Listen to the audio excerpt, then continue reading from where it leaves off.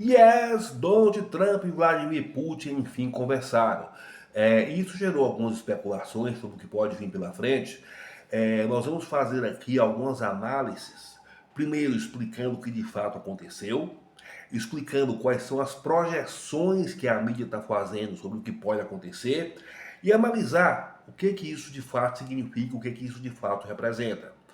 Não é uma análise 100% exata, até porque o Trump é muito imprevisível, pode mudar as coisas assim de uma hora para outra. Mas hoje, 15 de fevereiro de 2025, o cenário é o seguinte: Trump ligou para o Putin, os dois tiveram uma longa conversa, a conversa foi boa, para os dois, claro, e parece que agendaram um encontro a ser realizado provavelmente na Arábia Saudita. E os russos estão eufóricos com o que aconteceu.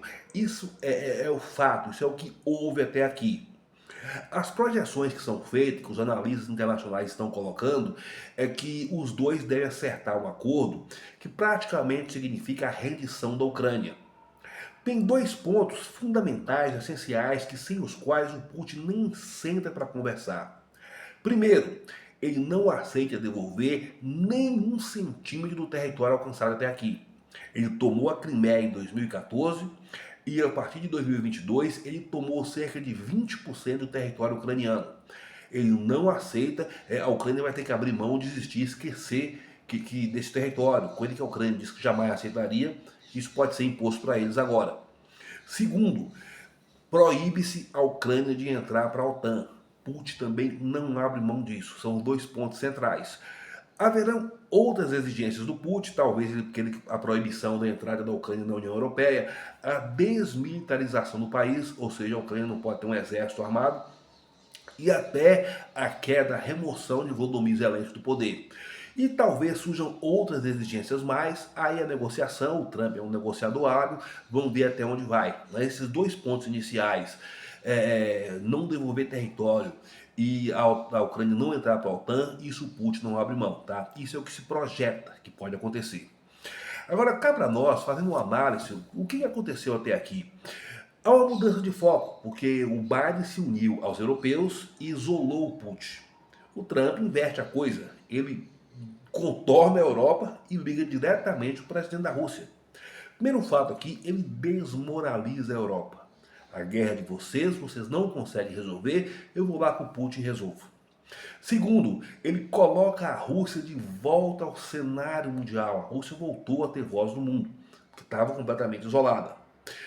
A Rússia, se isso aí concretizar, os russos serão os grandes vencedores da história. Porque terão conseguido tudo que querem, inclusive tomar parte do território. Ah, mas moralmente ele não conseguiu vencer a Ucrânia. Não, moralmente ele não enfrentou a Ucrânia, ele enfrentou a OTAN, ele enfrentou a maior aliança militar do mundo em solo ucraniano. E vai dizer, tá vendo só? Eu não perdi para a OTAN. A Ucrânia será a grande derrotada, vai perder, o país foi destruído, vai perder território.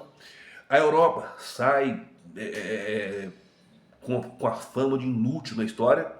Mas a grande pergunta que a gente faz é: por que o Trump está fazendo isso? Por que razão ele está dando, ou parece que vai dar razão para o Putin? Tem duas questões muito claras e uma meio que oculta.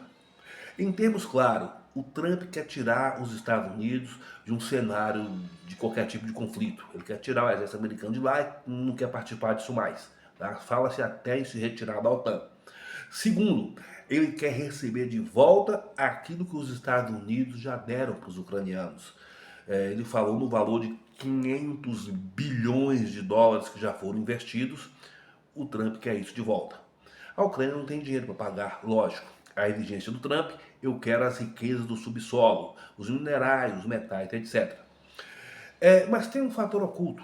Tem alguém aí que está observando essa questão toda de longe, com os olhos bem abertos. Aliás, com os olhos não tão bem abertos assim, mas está observando. Tá? O grande alvo da vida do Trump não é a Europa, não é a América Latina.